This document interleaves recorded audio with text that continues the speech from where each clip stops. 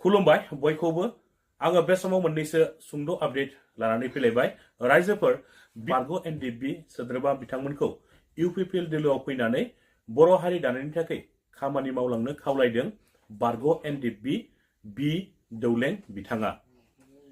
बि दौलें बिथाङा खौरांगिरि मेलनि गेजेरजों मा बिबुंथि होदों बिथाङा मा खावलायदों नोंथांमोना बे भिडिअखौ जोबजासिम नाय अब्लाना गासैबो बाथ्राखौ नोंथांमोना आबुङैनो मोनथिनानै लानो हागोन। रायजोफोर बिनि सिगाङाव आङो मोनसे दुखुनांथाव खौरां नोंथांमोननो होग्रोनो सानदों। नोंथांमोना नैबे स्क्रिनाव होनायखौ नायनानै लाब्लानो जाबाय। बिथांनि मुङानो जाबाय मनेस्वर ब्रह्म। मनेस्वर ब्रह्म बिथाङा हरखाबै रुंसारि जाबाय। मुंदांखा महरगिरि मनेस्वर ब्रह्मआ हरखाबै रुंसारि जानाया बे जोंनि बर' हारिनि थाखाय जोबोद दुखुनांथावना होननानै आङो सानो। थांनाय मैयासो आयेन आफादनि लांगोनायाव जारिमिनारि अन्थाइ खाम्फा गायसननाय हाबाफारियाव बाहागो लानानै खौरां बिजोङाव बिबुंथि लाखिदोंमोन। नाथाय दिनै बिथाङा रुंसारि जाबाय। बे जोबोद दुखुनांथाव नङा होमबा रायजोफोर जों बर' हारिनि थाखाय। मैयानि सानावहाय मुंदांखा महरगिरि मनेस्वर ब्रह्मआ मा बिबुंथि होआमोन नोंथांमोना बिथांनि सुंद' बिबुंथि होनाय भिडिअ क्लिप्सखौ नायनानै लाग्रोदो। जोबोद जोंनि बर' माहारि एबा सारा बर' कसारि फोलेरनि मोनसे गोग्गाथाव दिन आरो जारिमिनारि दिन जानानै थासिगोन। दिनैनि बे आसामनि जारिमिनाव जोंनि कसारि सोदोमस्रिनि गोमालांनाय जानाखि सोदोमस्रि नाख्रेबजानाय सुसिजानाय बर' माहारिनि कसारि फोलेरनि जानाखि अन्थाइ खाम्फानि मोनसे जारिमिनारि नेरसोन बेखौ एसेम्ब्लिनि दरखं मोखाङाव गायसननो हानाया जोंनि दुलाराय बर' कसारि माहारिनि गोग्गाथाव बाथ्रा आरो मोनसे जोबोद बाख्नायथाव बाथ्रा आरो गोग्गाथाव बाथ्राया जाहैबाय मा दिनै जोंनि मानिजाथाव फुजिजाथाव स्पिकार बिस्वजित दैमारिनि नाजानायाव आरो जोंनि बर'नि सासे मुंदांखा महरगिरि कमल गयारी बिथांनि आखाइजों दिनैनि बे अन्थाइ खाम्फाया गायसनजाबाय। बेखायनो जोङो गोग्गानानै बुंनो हागौ जे जेब्लासिम पृथिबिया एबा बे बुहुमा थांनानै थागोन अब्लासिम बे अन्थाइ खाम्फाया जोंनि सोदोमस्रि जोंनि हारिनि सिनायथिखौ होलांबाय थागोन। आगोलावबो होबोदों सेन्सुरि आफ्टार सेन्सुरि डिमापुरनि अन्थाइ खाम्फायानो बर'नि सोदोमस्रिखौ दिन्थिबोदों बुंबोदों। बेबादिनो दिनैहाय आरो गोदान मुगायाव जोंनि बर'नि सासे मुंदांखा महरगिरिनि आखाइजों दाजानाय बे अन्थाइ खाम्फाया सेन्सुरि आफ्टार सेन्सुरि बुहुमनि बिखायाव दिन्थिलांबाय थासिगोन जोंनि बाथ्राखौ बुंबाय थासिगोन आरो बिनि गेजेरजोंनो जोंनि बर' माहारिनि सिनायथिया बुहुमनि दरबाराव जेब्लाबो गोजों जानानै थागोन। गोजोन्थों। रायजोफोर मुंदांखा महरगिरि मनेस्वर ब्रह्म बिथांनि सुंद' बिबुंथि होनाय भिडिअ क्लिप्सखौ नायनानै नोंथांमोना मिथिखाबाय। बिथाङा मैयासो आसाम आयेन आफादनि लांगोनायाव बर' हारिनि जारिमिनारि अन्थाइ खाम्फा गायसननायाव बिथाङा बाहागो लानानै बेबायदि बिबुंथि होदोंमोन। नाथाय दुखुनांथाव खौरां दिनै बिथाङा हरखाबै रुंसारि जाबाय। मुंदांखा महरगिरि मनेस्वर ब्रह्म बिथाङा बेबायदि हरखाबै रुंसारि जालांनाया बे जोंनि बर' हारिनि थाखाय जोबोद दुखुनांथावना जादों होननानै आङो सानो रायजोफोर। रायजोफोर दाना फैदों गुबै आपडेटआव बारग' एनडिएफबि बि दौलें बिथाङा बे समाव खौरांगिरिनि सिगाङाव मा बिबुंथि होदों नोंथांमोना बिथांनि सुंद' बिबुंथि होनाय भिडिअ क्लिप्सखौ जोबजासिम नायनानै लाग्रो। बिनि उनावसो नोंथांमोना गाव गावनि गोसोनि साननायखौ कमेन्टनि गेजेरजों फोरमायलायब्लानो जाबाय।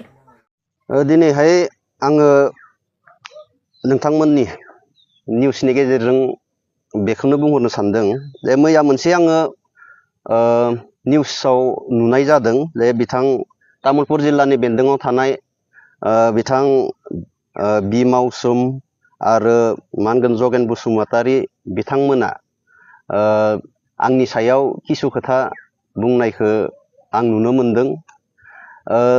थांनाय 15 आरो 16 खालाराव जे जोंहा दिल्लीयाव मोनसे महोत्सब जानानै थांदोंमोन।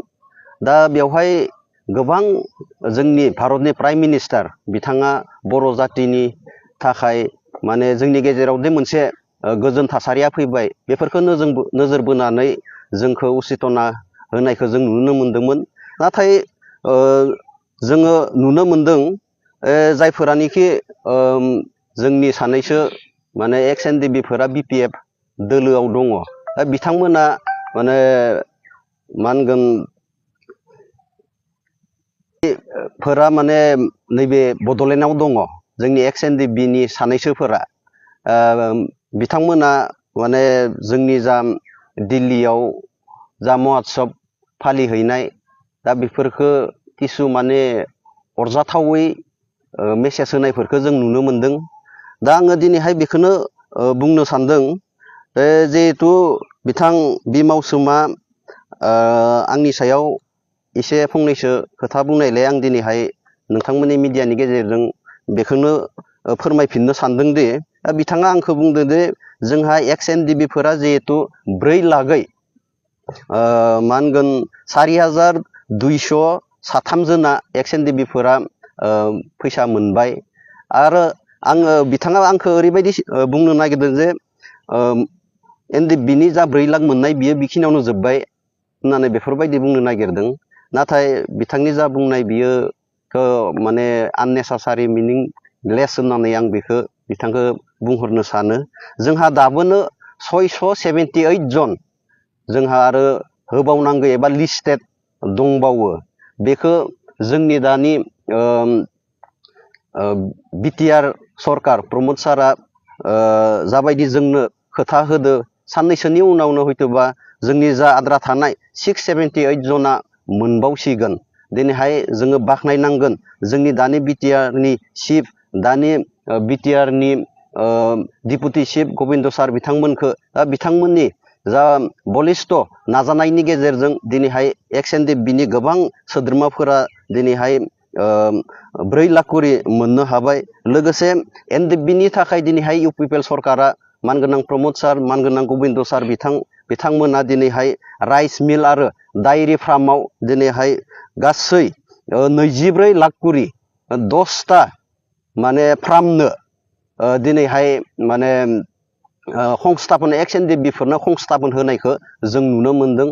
लोगोसे बिनि अनगायैबो दिनैहाय एक्स एनडिबिफोरनो गोबां बायदिसिना मा होनगोन वान टाइम माने लन होनानै दिनैहाय होबाय थानायखौ जोङो नुनो मोनदों। दा बेनिखायनो आङो दिनैहाय बेखौनो बुंनो सानो मानगोनां मावसोम मानगोन बि मावसोमखौ जे नोंथांमोना जेन बेफोरबायदि हाबसोनानै सानफ्रोमबो सरकारनि बेरेखायै बुंस्लायस्लाय जेन जोंनि हारि जौगानायनि फारसे जा दिनैहाय सरकाराव प्रमद सार दैदेननाय सरकार बेयावनो फैनानै जेन नोंथांमोनाबो हारि जौगानायनि फारसे ओनसोल जौगानायनि फारसे समष्टि जौगानायनि फारसे खामानि मावफैयो आं बेखौ बिथांमोनखौ हांख्रायहरबाय। लोगोसे आङो नैबेखौबो बुंनो सानदों दिनैहाय जोंहा 1986 नि 3 अक्ट'बरनिफ्राय गोबां जोंनि जोहोलावजोफोरा मुंख्लं जालांबाय।